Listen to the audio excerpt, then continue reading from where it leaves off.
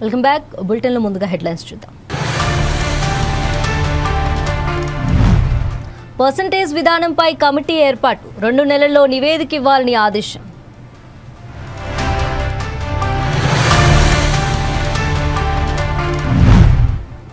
మోదీ సర్కార్ తప్పులకు ప్రజలు శిక్ష అనుభవిస్తున్నారు. పెట్రోల్ ధరల పెంపుపై రాహుల్ గాంధీ ఆగ్రహం.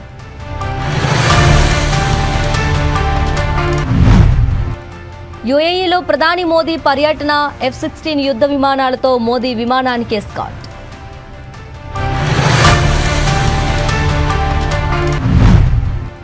ఆల్ టైమ్ కనిష్టానికి రూపాయి, డాలర్తో రూపాయి మారకం విలువ 96.07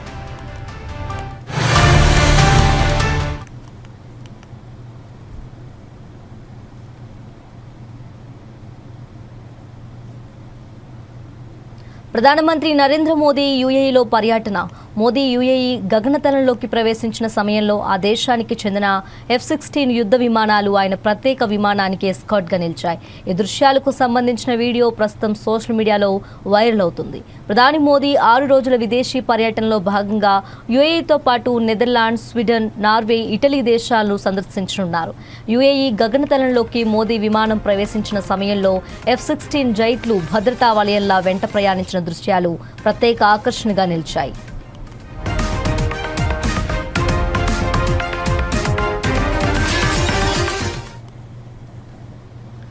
యుఏఈ చేరుకున్న ప్రధాని నరేంద్ర మోదీకి ఆ దేశ అధ్యక్షుడు షేక్ మొహమ్మద్ బిన్ జయోద్ అల్ నహ్యామ్ ప్రెసిడెన్షియల్ ఎయిర్పోర్ట్లో స్వాగతం పలికారు. అనంతరం ఆయనకు ఘనమైన అధికారిక స్వాగత కార్యక్రమం నిర్వహించారు.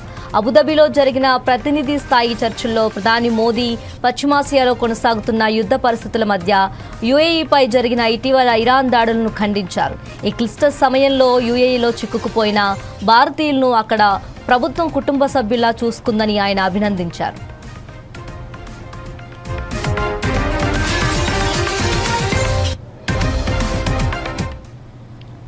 భారత్ యుఏఈ భాగస్వామ్యాన్ని కొత్త స్థాయికి తీసుకెళ్లినందుకు మోదీ వారికి హృదయపూర్వక అభినందనలు తెలిపారు. భారత్ ఎల్లప్పుడూ యుఏఈతో భుజం భుజాన నిలుస్తుందన్నారు. భవిష్యత్తులో కూడా ఇదే మద్దతు కొనసాగుతుందని మోదీ పేర్కొన్నారు. ఇరాన్ దాడులను అంగీకారయోగ్యం కానివిగా అభివర్ణించిన మోదీ యుఏఈని లక్ష్యంగా చేసుకుని జరిగిన దాడులు ఏ రూపంలోనూ సమర్థించలేమన్నారు. ఇలాంటి క్లిష్ట పరిస్థితుల్లో మీరు ఎంతో ఓర్పుతో వ్యవహరించారని, అక్కడ భారతీయులను మీ కుటుంబ సభ్యుల్లా చూసుకున్నారని పేర్కొన్నారు.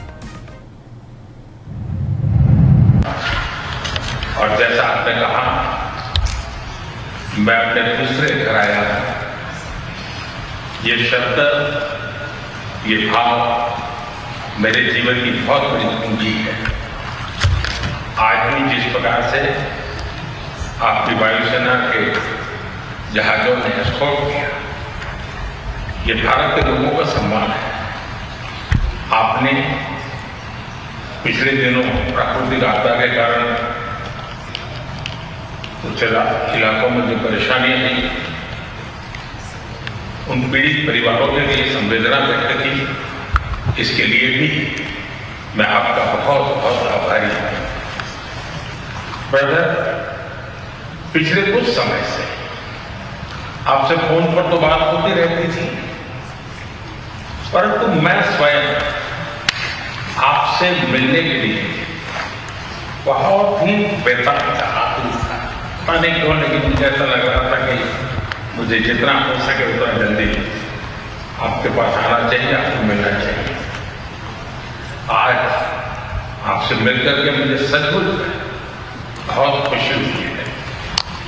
ब्रदर, जैसा मैंने आपको पहले भी कहा है, यूएई पर हुए हमलों की हम कठोर निंदा करते हैं। यूएई को जिस तरह निशाना बनाया गया है, ये किसी भी रूप में स्वीकार्य नहीं है। ब्रदर, इन कठिन परिस्थितियों में आपने जिस संयम, करेज और विजन का परिचय दिखाया, यह बहुत ही सराहनीय है। राष्ट्रीय एकता, सुरक्षा और क्षेत्रीय अखंडता को बनाए रखने आपके नेतृत्व में उठाए गए कदमों का हम अभिनंदन करते हैं। कठिन समय यूएई में रहने वाले भारतीय समुदाय की चिंता करते और उनकी देखभाल की जाए।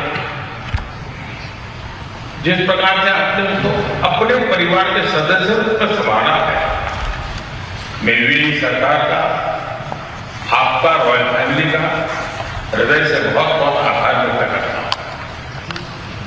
ब्रदर, पश्चिम एशिया क्षेत्र में युद्ध की परिस्थिति का प्रभाव आज पूरे विश्व पर दिखाई दे रहा है। भारत ने हमेशा समस्याओं के समाधान के लिए डायलॉग और डिप्लोमेसी को प्राथमिकता दी है। हॉर्मुज़ को फ्री, ओपन और सेफ बनाए रखना, ये हमारी सबसे बड़ी प्राथमिकता है। इस विषय में अंतर्राष्ट्रीय कानूनों का पालन आवश्यक है। ब्रदर, भारत हर परिस्थिति में यूएई के साथ कंधे से कंधा मिलाकर खड़ा है और आगे भी खड़ा रहेगा। जल्द से जल्द शांति और स्थिरता की बहाली के लिए भारत हर संभव सहयोग देने के लिए तैयार है। ब्रदर, हमारी कॉम्प्रिहेंसिव स्ट्रेटेजिक पार्टनरशिप को निरंतर नई ऊंचाइयों तक पहुंचाने के लिए मैं आपका हृदय से बहुत बहुत अभिनंदन करता हूं। जनवरी में आपकी भारत यात्रा के दौरान हमने आपसी सहयोग को क्वालिटेटिवली अपग्रेड करने पर सहमति जताई। इतने कम समय में भी हमने सभी विषयों में उल्लेखनीय प्रगति की। दोनों टीमों के बीच भी करीबी संपर्क रहा। आज जिस तरह की परिस्थिति है, इसमें भारत और यूएई की स्ट्रेटेजिक साझेदारी, इसका महत्व कई गुना बढ़ गया। हम आने वाले समय में हर क्षेत्र में साथ मिलकर के आगे बढ़ते रहेंगे। एक बार फिर आपके आत्मीयता भरे स्वागत और गहरी मित्रता के लिए मैं हृदय से आपका बहुत बहुत आभार व्यक्त करता हूं।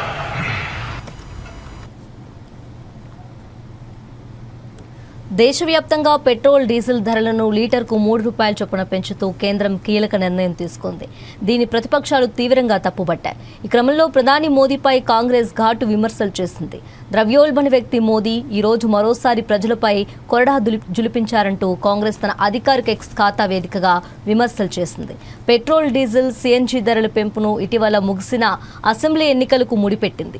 ఎన్నికలు ముగిసిన వెంటనే మోదీ తన వసూలు ప్రారంభించారంటూ ఆరోపించింది. ఎన్నికల తర్వాత ఇంధన ధరలు పెరుగుతున్నాయన్నది ఊహించిందే అంటూ టీఎంసీ దుయ్యబడింది. ప్రజలపై భారాన్ని తగ్గించేందుకు పెట్రోల్, డీజిల్పై విలువ ఆధారిత పన్ను వ్యాట్ను తగ్గిస్తుందా అంటూ పశ్చిమ బెంగాల్లో కొత్తగా కొలువుదీరిన బీజేపీ నేతృత్వంలోని ప్రభుత్వాన్ని ప్రశ్నించింది.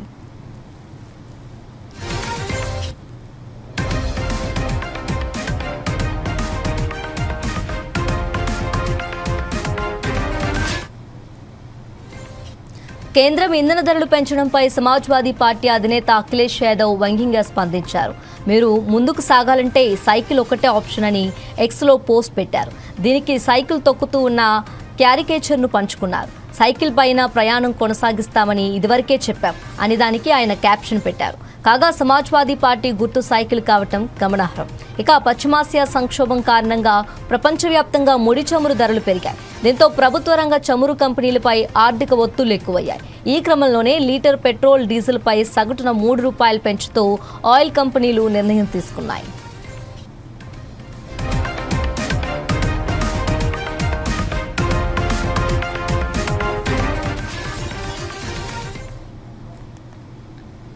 దేశవ్యాప్తంగా పెట్రోల్ డీజిల్ ధరలను లీటర్కు ₹3 చొప్పున పెంచుతూ కేంద్రం కీలక నిర్ణయం తీసుకుంది. దీన్ని ప్రతిపక్షాలు తీవ్రంగా తప్పుబట్టాయి. ఈ క్రమంలో ప్రధాని మోదీపై కాంగ్రెస్ ఘాటు విమర్శలు చేసింది.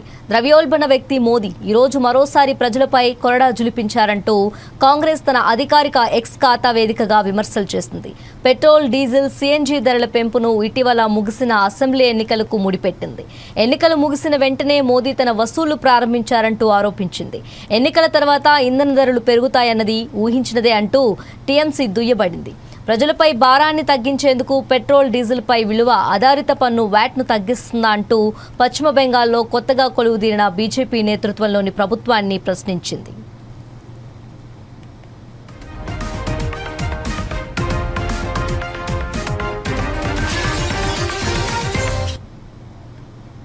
కేంద్రం ఇంధన ధరలు పెంచడంపై సమాజ్వాదీ పార్టీ అధినేత అఖిలేష్ యాదవ్ వ్యంగ్యంగా స్పందించారు. మీరు ముందుకు సాగాలంటే సైకిల్ ఒక్కటే ఆప్షన్ అని ఎక్స్లో పోస్ట్ పెట్టారు. దీనికి సైకిల్ తొక్కుతూ ఉన్న క్యారికేచర్ను పంచుకున్నారు. సైకిల్ పైనే ప్రయాణం కొనసాగిస్తామని ఇదివరకే చెప్పాం అని దానికి ఆయన క్యాప్షన్ పెట్టారు. కాగా సమాజ్వాదీ పార్టీ గుర్తు సైకిల్ కావటం గమనార్హం. ఇక పశ్చిమాసియా సంక్షోభం కారణంగా ప్రపంచవ్యాప్తంగా ముడి చమురు ధరలు పెరిగాయి. దీంతో ప్రభుత్వ రంగ చమురు కంపెనీలపై ఆర్థిక ఒత్తిళ్లు ఎక్కువయ్యాయి. ఈ క్రమంలోనే లీటర్ పెట్రోల్, డీజిల్పై సగటున ₹3 పెంచుతూ ఆయిల్ కంపెనీలు నిర్ణయం తీసుకున్నాయి.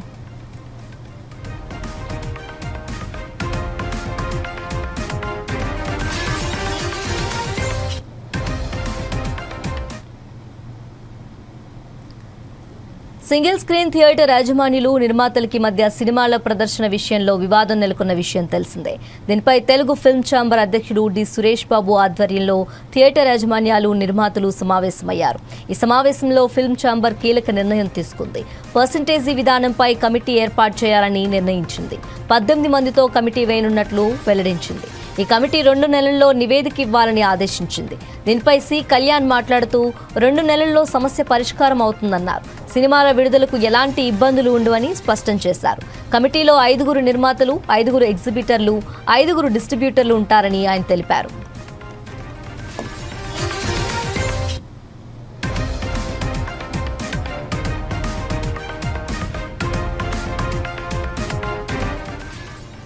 సింగిల్ స్క్రీన్ థియేటర్ యాజమాన్యులు, నిర్మాతలకి మధ్య సినిమాల ప్రదర్శన విషయంలో వివాదం నెలకొన్న విషయం తెలిసిందే. దీనిపై తెలుగు ఫిల్మ్ ఛాంబర్ అధ్యక్షుడు డి సురేష్ బాబు ఆధ్వర్యంలో థియేటర్ యాజమాన్యులు, నిర్మాతలు సమావేశమయ్యారు. ఈ సమావేశంలో ఫిల్మ్ ఛాంబర్ కీలక నిర్ణయం తీసుకుంది. పర్సంటేజీ విధానంపై కమిటీ ఏర్పాటు చేయాలని నిర్ణయించింది. 18 మందితో కమిటీ వేయనున్నట్లు వెల్లడించింది. ఈ కమిటీ 2 నెలల్లో నివేదిక ఇవ్వాలని ఆదేశించింది. దీనిపై సి కళ్యాణ్ మాట్లాడుతూ 2 నెలల్లో సమస్య పరిష్కారం అవుతుందన్నారు. సినిమాల విడుదలకు ఎలాంటి ఇబ్బందులు ఉండవని స్పష్టం చేశారు. కమిటీలో 5 నిర్మాతలు, 5 ఎగ్జిబిటర్లు, 5 డిస్ట్రిబ్యూటర్లు ఉంటారని ఆయన తెలిపారు.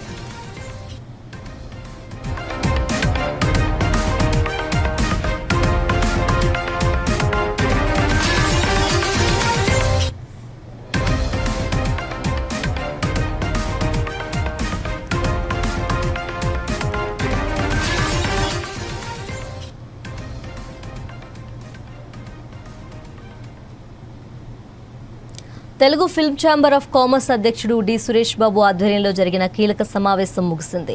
గత కొద్ది రోజులుగా టాలీవుడ్లో నిర్మాతలు మరియు ఎగ్జిబిటర్ల మధ్య నలుగుతున్న థియేటర్ల అద్దె, పర్సంటేజ్ విధానంపై Telugu film chamber of commerce ఒక స్పష్టతనిచ్చింది. ఈ వివాదం కారణంగా విడుదలకు సిద్ధంగా ఉన్న సినిమాలపై నెలకొన్న సందిగ్ధత ఇప్పుడు తొలగిపోయింది. ముఖ్యంగా భారీ అంచనాలున్న పెద్ది సినిమా విడుదలకు లైన్ క్లియర్ కావడంతో చిత్ర యూనిట్ మరియు అభిమానులు ఊపిరి పీల్చుకున్నారు.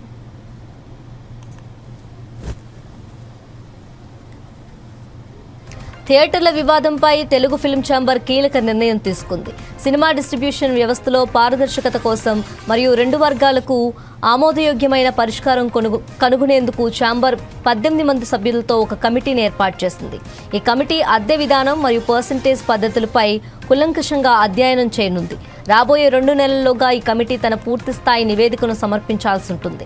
ఈ సందర్భంగా తెలుగు ఫిల్మ్ ఛాంబర్ కీలక ప్రకటన చేస్తూ కమిటీ నివేదిక వచ్చే వరకు ఏ సినిమా విడుదల ఆగిపోకూడదని స్పష్టం చేసింది. చర్చలు కొనసాగుతున్నప్పటికీ సినిమాల రిలీజ్లకు ఎలాంటి ఇబ్బందులు ఉండవని హామీ ఇచ్చింది. దీంతో పెద్ది వంటి పెద్ద ప్రాజెక్టులు షెడ్యూల్ ప్రకారం ఆడియన్స్ ముందుకు రానున్నాయి. పరిశ్రమ క్షేమం కోసం అందరూ సమన్వయంతో ముందుకు సాగాలని ఛాంబర్ కోరింది. ఈ కమిటీలో 6 నిర్మాతలు, 6 ఎగ్జిబిటర్లు, 6 డిస్ట్రిబ్యూటర్లు ఉంటారని ఛాంబర్ తెలిపింది.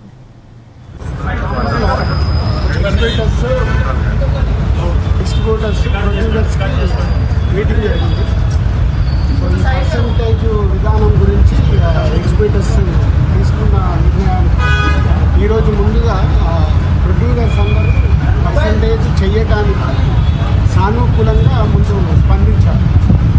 సో దానికోసం ఒక కమిటీ ఫామ్ చేసుకొని తొందరలోనే ఆ కమిటీ ద్వారా ఈ పర్సంటేజ్ విధానం ఎలా ఉండాలి అంటే A centres, B centres, C centres రకరకాలుగా సెంటర్స్ ఉంటాయి కాబట్టి దేనికి ఎలా పర్సంటేజ్లో వెళ్ళాలి అనే దానికి కమిటీ ఫైనల్ చేసి తొందరలోనే దీనికి సంబంధించి ఎలా చేయబోతున్నారని ఛాంబర్ ద్వారా అనౌన్స్ చేస్తారు. ఎందుకంటే హెల్దీ, పాజిటివ్. సో 2 ఎగ్జిబిటర్స్ నుంచి కానీ ప్రొడ్యూసర్స్ నుంచి కానీ అన్ని సమస్యలు మాట్లాడేసుకొని ఛాంబర్లో సాల్వ్ చేసుకోవాలి. దాంట్లో డిస్ట్రిబ్యూటర్స్ కూడా సినిమాని డిస్ట్రిబ్యూట్ చేసే వాళ్ళు ఉంటారు కాబట్టి 3 సెక్టార్స్ సానుకూలంగా పాజిటివ్గా వచ్చి కమిటీ ఫైనల్ చేసుకున్నాం. సో రాబోతున్న సతీష్ గారి పెద్ది జూన్ 4th చాలా హెల్దీగా రిలీజ్ అవుతుంది. దాంట్లో ఎలాంటి ఎవరికి డౌట్స్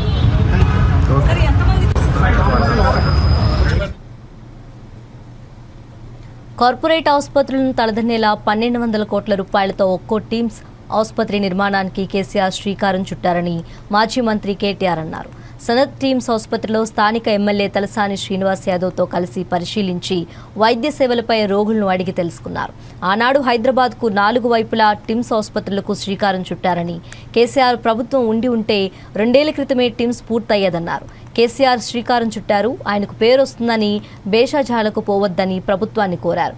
ఇప్పటికైనా స్పందించి Sanath Nagar, Alwal, LB Nagar, Gachibowli TIMS, MGM, Warangal NIMS విస్తరణ పనులను సత్వరమే పూర్తి చేసి అందుబాటులోకి తీసుకురావాలని కేటీఆర్ కోరారు. అంటే మా ఇల్లు నందినగర్లో ఉంటుంది. ఆ నందినగర్ ఇల్లు పక్కనే బసవతారకం క్యాన్సర్ హాస్పిటల్ ఉంటుంది. కేసీఆర్ గారు రోజు వచ్చేటప్పుడు పోయేటప్పుడు చూసేది ముఖ్యమంత్రి కాకముందు. అక్కడ మొత్తం రోగులకు సంబంధించిన అటెండెంట్స్ అందరూ రోడ్డు మీద నించొని ఉంటారు, రోడ్డు మీద పడుకొని ఉంటారు ఆ ఫుట్పాత్ల మీద. అది చూసిన తర్వాత ఈ టిమ్స్ హాస్పిటల్ కట్టేటప్పుడు కేసీఆర్ గారు ఆలోచించి ఆ వచ్చిపోయే అటెండెంట్స్ కోసం కూడా ఒక ధర్మశాల కట్టాలని చెప్పి ఇక్కడ బ్లాక్ కట్టారు. ఇవాళ 200 మంది అటెండెంట్స్ కోసం ఒక ధర్మశాల కూడా పూర్తి ఆధునికంగా 200 పడకలతో వారి కోసం కూడా ఇవాళ ఇక్కడ నిర్మాణం చేయడం జరిగింది. 1200 కోట్ల రూపాయలతో ఈ నిర్మాణం నిజానికి కేసీఆర్ గారి ప్రభుత్వం ఉంటే 2 ఏళ్ల కిందనే అయిపోయేది. కానీ ఎక్కడ మాకు మంచి పేరు వస్తుందేమో అని చెప్పి కావాలని గుంజి ఇప్పటికీ మొత్తానికి సనత్ నగర్ ఈ షేప్కి వచ్చింది.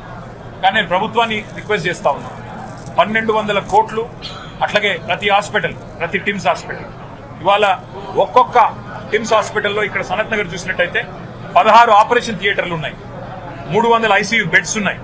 అట్లాగే బ్రహ్మాండమైన క్యాత్ ల్యాబ్స్, బ్రహ్మాండమైన రేడియాలజీ, ఎంఆర్ఐ, సిటీ, ఎక్స్రేలు, అన్ని రకాల మరి ఫెసిలిటీస్ ఇక్కడ ఫెసిలిటీస్ ఇక్కడ ఉన్నాయి. విఐపీలు కూడా మరి వాళ్ళ కోసం కూడా అవసరమైతే దాదాపు 30 సూట్లు, అంటే రేపటి రోజున ఎవరైనా డబ్బులు చెల్లించి వైద్యం చేయించుకుంటామంటే వారి కోసం కూడా విఐపీ సూట్లు కూడా ఇక్కడ 30 సూట్లు పెట్టడం జరిగింది. డయాలసిస్ విభాగం ఉంది కిడ్నీ సంబంధించిన వ్యాధులకు. అట్లాగే ఇంకా ముఖ్యంగా పరిశోధనలు జరగాలి.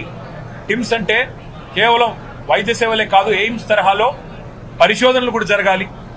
భారతదేశంలో ఉండే అత్యాధునికమైన వైద్య సిబ్బందితో ఎప్పటికప్పుడు సంప్రదింపులు కూడా జరపాలని చెప్పి ఒక అకాడమిక్ బ్లాక్, ఒక రీసెర్చ్ బ్లాక్, వాటితో పాటు మరి 300 కెపాసిటీ కలిగిన ఒక ఆడిటోరియం కూడా నిర్మాణం చేయడం జరిగింది. మరి ఇందాక నేను చెప్పినట్టు ఒక ధర్మశాల అటెండెంట్స్ కోసం, వారి కోసం కూడా విశాలమైన ప్రాంగణంలో 1000 కార్లు పట్టే విధంగా పార్కింగ్ వ్యవస్థ కూడా ఏర్పాటు చేయడం జరిగింది. అట్లాగే మీరు చూసినట్టయితే నిజంగా ఇక్కడికి వస్తే ఎంత సంతోషం అనిపించింది అంటే ఒక రాజభవనాన్ని తలపించే విధంగా, ఒక రాజప్రసాదాన్ని తలపించే విధంగా ఒక అపురూపమైన నిర్మాణం. ఎట్లా అయితే ఇవాళ కలెక్టరేట్లు ఉన్నాయో, ఎట్లా అయితే ఎస్పీ కార్యాలయాలు ఉన్నాయో అత్యాధునికంగా కొత్త జిల్లాలలో, అట్లాగే పేదలకు సంబంధించిన వైద్యాన్ని కూడా అంతే ప్రాముఖ్యత ఇచ్చి, అంతే ప్రాధాన్యత ఇచ్చి కేసీఆర్ గారు మనసు పెట్టి డిజైన్ లో నిమగ్నమైనారు. కాబట్టి 4 వైపులా ఇవాళ హైదరాబాద్ కి ఇట్లాంటి 4,000 పడకల ఆసుపత్రులు వస్తా ఉన్నాయి టిమ్స్ రూపంలో. అట్లాగే నిమ్స్ ఎక్స్పాన్షన్ తో మరొక 2,000 పడకలు అందుబాటులోకి రాబోతా ఉన్నాయి. నేను ప్రభుత్వాన్ని కోరుతున్నా, బేసిజానికి పోకండి. ఇది కేసీఆర్ గారు స్టార్ట్ చేశారు కదా, ఆయన ఆనవాళ్లు కదా, కాబట్టి మేము కడితే ఆయనకు పేరు వస్తుందేమో. ప్రభుత్వాలు మారుతూ ఉంటాయి. ప్రభుత్వాలు అనేది కంటిన్యూస్ గా ఉండాల్సిన ఒక ఇన్స్టిట్యూషన్. కాబట్టి దయచేసి బేసిజానికి పోకుండా సనత్ నగర్ కానీ, అల్వాల్ టిమ్స్ కానీ, ఎల్బీ నగర్ కానీ, అట్లాగే ఎంజీఎం వరంగల్ కానీ, అట్లాగే నిమ్స్ ఎక్స్పాన్షన్ కానీ, టిమ్స్ గచ్చిబౌలి కానీ, వీటిని సత్వరమే పూర్తి చేసి అందుబాటులోకి తెండి పేద ప్రజలకి మరి అవకాశం ఉండే విధంగా వారు మరి కొంత చొరవ తీసుకోవాలని చెప్పి కూడా నేను ప్రభుత్వాన్ని కోరుతా ఉన్నాను. దేశం గర్వించే రక్షణ కేంద్రంగా పుట్టపర్తి తయారు కాబోతుందని ముఖ్యమంత్రి చంద్రబాబు అన్నారు. సత్యసాయి జిల్లా పుట్టపర్తిలో 650 ఎకరాల్లో advanced medium combat aircraft project నిర్మాణానికి రక్షణ మంత్రి రాజ్నాథ్ సింగ్ చంద్రబాబు శంకుస్థాపన చేశారు. కర్నూలు జిల్లాలో డ్రోన్ సిటీ ద్వారా భారతదేశంలోనే ఆధునిక డ్రోన్ ఎకోసిస్టమ్కు శ్రీకారం చుట్టారు. 686 కోట్ల రూపాయలతో 8 సంస్థలు ఏర్పాటు కాబోతున్నాయన్నారు. వీటి ద్వారా 2,500 మందికి ఉద్యోగ అవకాశాలు వస్తాయన్నారు. కేంద్రం సహకారంతో రాయలసీమ రూపురేఖలు మారబోతున్నాయని, రాయలసీమను మళ్లీ రతనాల సీమ చేసే బాధ్యతను ఎన్డీఏ ప్రభుత్వం తీసుకుంటుందన్నారు. కడప స్టీల్ ప్లాంట్ పనులు జూన్లో ప్రారంభించి 2028 నాటికి నిర్మాణం పూర్తి చేసి రాయలసీమకు కానుకగా ఇస్తామన్నారు. దేశానికి ఏపీ రక్షణ కవచంగా నిలబడుతోంది. ఒకప్పుడు గోల్డ్ అంటే కేజీఎఫ్, ఇప్పుడు జొన్నగిరి గోల్డ్ ఫీల్డ్గా మారుతుందన్నారు. ఏడాది జొన్నగిరి గోల్డ్ ఫీల్డ్లో 600 కిలోలు, వచ్చే ఏడాది 1,500 కిలోలు బంగారం ఉత్పత్తి చేస్తామన్నారు. బంగారం ఉత్పత్తికి చిరునామాగా ఏపీ మారబోతుందని సీఎం అన్నారు. ఒకప్పుడు గోల్డ్ అంటే కేజీఎఫ్, కోలార్ గోల్డ్ ఫీల్డ్స్. రాబోయే రోజుల్లో గోల్డ్ అంటే జేజీఎఫ్, అంటే జొన్నగిరి గోల్డ్ ఫీల్డ్. ఇప్పుడు కర్నూలులో వస్తా ఉంది. ఈ ఏడాది 600 కేజీలు తయారు చేస్తాం. రెండో సంవత్సరం 1,500 కేజీలు తయారవుతుంది. రానున్న రోజుల్లో గోల్డ్ తయారీకి చిరునామాగా మన ఆంధ్రప్రదేశ్ తయారవుతుందని మరొక్కసారి మీ అందరికీ విజ్ఞప్తి చేస్తున్నాం. రాయలసీమలో ఐరన్ ఓర్ ఉంది, లైమ్ స్టోన్ ఉంది, అనేక ఖనిజ వనరులున్నాయి. వీటిని సమర్థవంతంగా ఉపయోగించుకుంటాం. కడప స్టీల్ జూన్లో ప్రారంభించి 2028 డిసెంబర్ నాటికి పూర్తి చేసి కానుకగా రాయలసీమకి ఇచ్చే బాధ్యత ఎన్డీఏ ప్రభుత్వం అన్నదని చెప్పి నేను మీకు తెలియజేస్తున్నా. ఈ ఖనిజ వనరుల్ని సమర్థవంతంగా ఉపయోగించుకుంటాం. స్టీల్ ప్లాంట్లకి, సిమెంట్ ప్లాంట్లకి శ్రీకారం చుడతాం. Solar, wind, pumped storage, renewable energy ఉత్పత్తికి సీమ కేంద్రంగా మారుతుంది. Defence, drone, space, aerospace, automobile, electronics, steel పరిశ్రమలు, అదే మరి సిమెంట్ పరిశ్రమల రాకతో రాయలసీమ నిజంగానే నేను ఎన్నోసార్లు చెప్పా, రాయలసీమని రతనాల సీమ చేసే బాధ్యత ఈ ఎన్డీఏ ప్రభుత్వం తీసుకుంటాం. ఒకప్పుడు గోల్డ్ ఎన్డీఏను గెలిపించినందుకు రుణం తీర్చుకుంటున్నామని మంత్రి నారా లోకేష్ అన్నారు. పుట్టపర్తిలో 650 ఎకరాల్లో advanced medium combat aircraft project నిర్మాణానికి రక్షణ మంత్రి రాజ్నాథ్ సింగ్, సీఎం చంద్రబాబు శంకుస్థాపన చేశారు. 15,803 కోట్ల రూపాయలతో భారీ వ్యయంతో నిర్మిస్తున్న ఈ ప్రాజెక్ట్ ద్వారా 5వ తరం యుద్ధ విమానాలను తయారు చేయనున్నారు. ఈ కార్యక్రమంలో మంత్రి నారా లోకేష్ మాట్లాడుతూ కరువు నేలపై కార్లు తయారీ పరిశ్రమలు, ఫైటర్ జెట్లు తయారీ పరిశ్రమలు ఈ ప్రాంతానికి తెచ్చిన వ్యక్తి సిబిఎన్ అని అన్నారు. ఒకప్పుడు పుట్టపర్తిలో కనీసం 100 ఇళ్లు కూడా లేవని, ఇప్పుడు ప్రపంచానికే అద్భుత ఆధ్యాత్మిక కేంద్రంగా మారిందన్నారు. 1991లో సత్యసాయిబాబా ఎయిర్పోర్ట్ నిర్మిస్తుంటే చాలా మంది ఆశ్చర్యపోయారు. సత్యసాయిబాబా విజన్ ఇప్పుడు చూస్తున్నాం. దేశంలో నమో అంటే నరేంద్ర మోదీ, ఏపీలో నాయుడు మోదీ జోడీ అని అన్నారు. ప్రధాని మోదీ, రాజ్నాథ్ సింగ్, చంద్రబాబు ముగ్గురికి 75 ఏళ్లైనా 25 ఏళ్ల కుర్రాళ్లలా పనిచేస్తున్నారని, రాష్ట్రంలో పెట్టుబడుల వరద కొనసాగుతుందని పేర్కొన్నారు. అలాగే త్వరలో కర్నూలులో హైకోర్టు బెంచ్ ఏర్పాటు కాబోతుందని, రాయలసీమ ప్రాంతం మరింత అభివృద్ధి చెందుతుందని హామీ ఇచ్చారు. ఉమ్మడి అనంతపూర్ జిల్లా ఎన్డీఏకి కంచుకోట. మొన్న జరిగిన ఎన్నికల్లో చూసాం, 14 స్థానాల్లో క్లియర్ స్వీప్. దానికి రిటర్న్ గిఫ్ట్ ఇచ్చేదానికే ఈరోజు మేమందరం మీ ముందల నుంచుంటాం జరుగుతుంది. అప్పుడు కియా, ఇప్పుడు ఫైటర్ జెట్స్. కరువు నేలపై కారులు తయారు చేసే పరిశ్రమలు తీసుకొచ్చిన 3 అక్షరాల వ్యక్తి మన సిబిఎన్. ఈ రోజు ఏకంగా ఫైటర్ జెట్లు కూడా మన భూమి పైన తయారు చేసేదానికి పరిశ్రమలు తీసుకొచ్చిన వ్యక్తి మన సిబిఎన్. ఈ నెల భగవాన్ సత్యసాయి బాబు గారి ఆశీస్సులు ఎప్పుడూ ఉంటాయి. ఒకప్పుడు పుట్టపర్తిలో కనీసం 100 ఇళ్ళు కూడా లేవు. కానీ ఇప్పుడు పుట్టపర్తి ప్రపంచానికే ఒక అద్భుతమైన ఆధ్యాత్మిక కేంద్రంగా మారింది. 1991లో ఆనాడు బాబా గారు ఇక్కడ ఎయిర్పోర్ట్ కడుతుంటే చాలామంది ఆశ్చర్యపోయారు. పుట్టపర్తికి ఎయిర్పోర్ట్ కావాలా అని ఆనాడు ప్రశ్నించారు.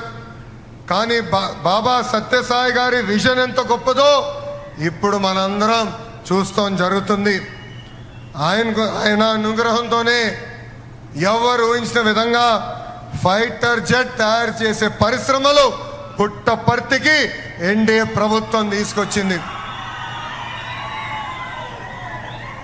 దేశంలో అనేక రాష్ట్రాల్లో డబుల్ ఇంజన్ సర్కారులు ఉన్నాయి. కానీ కేవలం ఒక్క రాష్ట్రంలోనే డబుల్ ఇంజన్ బుల్లెట్ ట్రైన్ సర్కారు ఉంది. అది మన ఆంధ్ర రాష్ట్రం. భారతదేశంలో నమో అంటే నరేంద్ర మోడీ గారు, కానీ ఆంధ్ర రాష్ట్రంలో నమో అంటే నాయుడుజీ మోడీజీ జోడీ. మోడీ గారికి, రాజ్నాథ్ సింగ్ గారికి, బాబు గారికి ముగ్గురికి ఒక కామన్ థింగ్ ఉంది. అదేంటో తెలుసా? ముగ్గురు 75 సంవత్సరాలు కుర్రోళ్ళు. వాళ్ళిద్దరు స్పీడ్కి ఇప్పటికీ నేను అందుకోలేకపోతున్నా. వాళ్ళని చూస్తే నాకు అనిపిస్తుంది వాళ్ళు ముగ్గురు 25 సంవత్సరాలు కుర్రోల్లో ఉన్నారు. 6 నిమిషాలు పనిచేస్తారు. గూగుల్ డేటా సెంటర్ 1,35,000 కోట్ల పెట్టుబడి.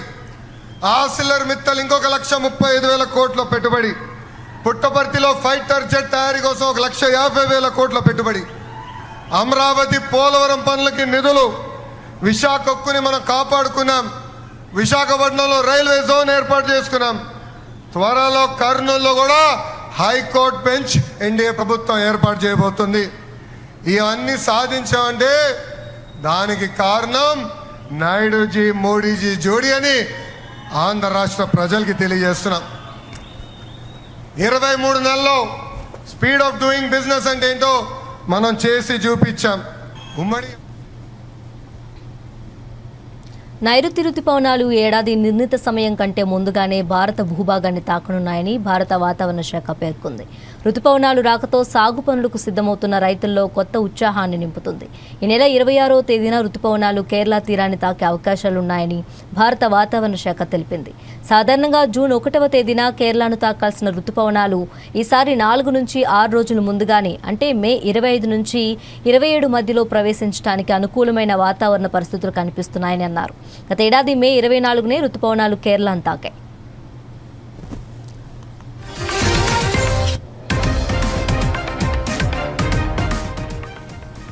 ఇక రుతుపవనాలు తెలంగాణలో జూన్ మొదటి వారంలో అడుగుపెట్టనున్నాయని సమాచారం. ఈ ముందస్తు రాక దక్షిణ భారతదేశంలోని రైతాంగానికి, ముఖ్యంగా ఆంధ్రప్రదేశ్, తెలంగాణ, కేరళ, కర్ణాటక రాష్ట్రాల రైతులకు ఎంతో మేలు చేకూర్చనుంది. ఎండ తీవ్రతతో అల్లాడుతున్న భూములకు ఈ వర్షాలు ఉపశమనాన్ని ఇవ్వటమే కాకుండా ఖరీఫ్ సాగు పనులను ముందుగానే ప్రారంభించుకోవటానికి వీలు కల్పిస్తాయి. రుతుపవనాలు సాధారణం కంటే ముందుగా వస్తుండటంతో ఈ ఏడాది వర్షపాతం కూడా ఆశాజనకంగా ఉండే అవకాశం ఉందని అంచనా వేస్తున్నారు.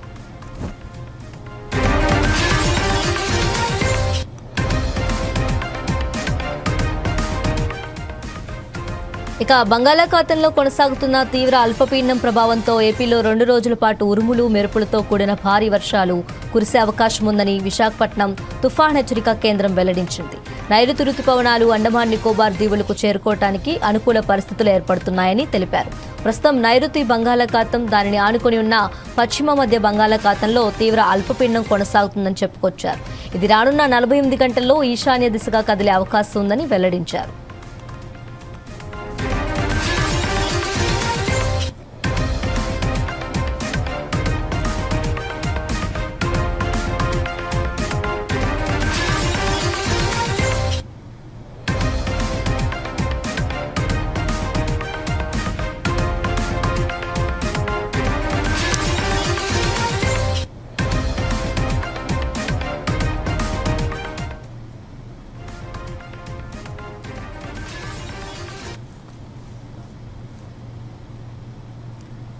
ఇవి bulletin updates. Keep watching 4 Sides TV.